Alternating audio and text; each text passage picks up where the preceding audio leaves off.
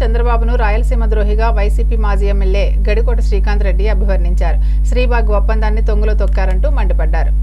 CM చంద్రబాబును Rayalaseema ద్రోహిగా YCP మాజీ MLA Gadikota Srikanth Reddy అభివర్ణించారు.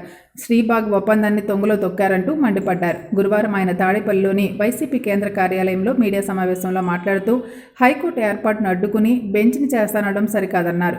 రాజధానిగా అమరావతిని ఏర్పాటు చేసినా రాయలసీమ వాసులు కాదనలేదని, కనీసం హైకోర్టు అయినా వస్తుందని రాయలసీమ వాసులు భావించారని, ఇప్పుడు అది కూడా లేకుండా చేస్తున్నారని అన్నారు. తమ కళ్ళెదుటే రాయలసీమకు తీరని అన్యాయం జరుగుతుంటే చూసి తట్టుకోలేకపోతున్నామని, గండికోట రిజర్వాయర్ నీటి నిల్వ సామర్థ్యాన్ని వైఎస్ జగన్ పెంచారని గుర్తు చేశారు. సోషల్ మీడియా కార్యకర్తలపై వేధింపులు దారుణమని, వరద బాధితులకు పులిహార పెట్టి కోట్లు కొట్టేశారని ఆరోపించారు. వీటిని ప్రశ్నిస్తే కేసులు పెడతారా అని శ్రీకాంత్ రెడ్డి నిలదీశారు. కలవకు ముందు తెలుగు రాష్ట్రం ఆంధ్రప్రదేశ్ సపరేట్గా ఉన్నప్పుడు శ్రీబాగ్ ఒడంబడికలో వాళ్ళు క్లియర్గా చెప్పడం జరిగింది. రాజధాని ఒక చోటు ఉంటే హైకోర్టు ఒక చోటు ఉండాలి. అటువంటిది శ్రీబాగ్ ఒడంబడిక యొక్క తీర్మానం అన్నిటినీ తొంగలో దొక్కాడు.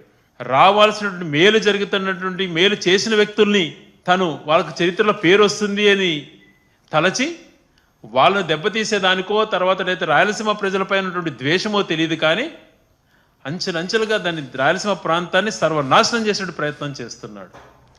ఈరోజు హైకోర్టు పెడుతుంటేనే ఏముంటాయి, 4 టేబుల్ వేస్తారన్న మాట మాట్లాడావు. మరి బెంచ్ ఇస్తే ఆ 4 టేబుల్ కూడా ఉండవు కదా చంద్రబాబు నాయుడు గారు. ఎందుకు మీరు ఇంత ద్రోహం తలపెడుతున్నారు?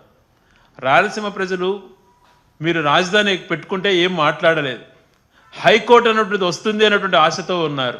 ఏదైతే జగన్మోహన్ రెడ్డి గారు ప్రభుత్వంలో హైకోర్టు కర్నూలులో పెట్టాలని తీర్మానం చేసి అన్ని రకాలుగా దాన్ని కేవలం ఒక సుప్రీంకోర్టు డెసిషన్ కోసం వెయిట్ చేస్తున్న సమయంలో హైకోర్టు అక్కడ వస్తుంది కదా అని చెప్పి అలైడ్ కోర్ట్స్ అన్ని కూడా అక్కడ పెట్టి ఆ ప్రాంతానికి న్యాయ రాజధానిగా చేయాలని చెప్పి తలస్తే ఈరోజు నువ్వు హైకోర్టును అక్కడి నుంచి మూవ్ చేయాలన్నటువంటి ఆలోచన రావటం ఎంతవరకు సమంజసం అని చెప్పి నేను ప్రశ్నిస్తున్నాను. బెంచ్ ఏర్పాటు చేస్తానంటున్నావు, దానివల్ల ఉపయోగం ఏంటి? హైకోర్టు అనేది ఉంటే ఆ రాయలసీమ వాసుల్లో కూడా మాకు ఒకటి రాష్ట్రానికి సంబంధించింది ముఖ్యమైనటువంటిది ఉంది అని చెప్పి భావించేవాళ్ళం కదా. దాన్ని ఎందుకు తీసేస్తున్నావు? శంకుస్థాపన చేసి పనులు కూడా మొదలుపెట్టినటువంటి లా యూనివర్సిటీని అక్కడి నుంచి తీసేయడంలో నీ అంతర్యం ఏంటి? కడపలో వచ్చినటువంటి ఈఎంసీ సెంటర్ని దాన్ని కూడా తీసేసి మరొక ప్రాంతానికి పెట్టుకుంటున్నావు. ఈరోజు గతంలో నువ్వు మాట్లాడావు, ఒక ప్రాంతంలో కేటాయించినటువంటివి ఒక ప్రాంతంలో జరుగుతున్నటువంటి వాటిని మార్చడం ఎంతవరకు సమంజసమో అని చెప్పి నువ్వు మాట్లాడావు గతంలో.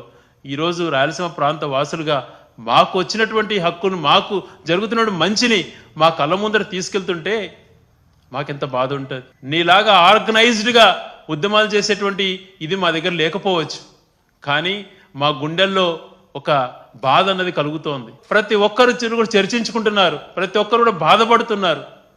ఏంటి అన్యాయం? ఏం చేసాం రాయలసీమ వాసులము? ఉన్నటువంటి హైకోర్టు ఇక్కడ కేటాయించినటువంటి హైకోర్టును తరలించడం ఏంటి? లా యూనివర్సిటీని తీసుకుపోవడం ఏంటి? ఈఎంసీ సెంటర్ని ఏదో ట్రైనింగ్ ఇన్స్టిట్యూట్ ఏదో కొప్పర్తిలో పెట్టాలని దాన్ని తరలించడం ఏంటి? ఏం చేస్తున్నాడు చంద్రబాబు నాయుడు గారు? ఇంత ద్రోహం ఎందుకు తలపెట్టారు అని చెప్పి ప్రతి ఒక్కరు రాయలసీమ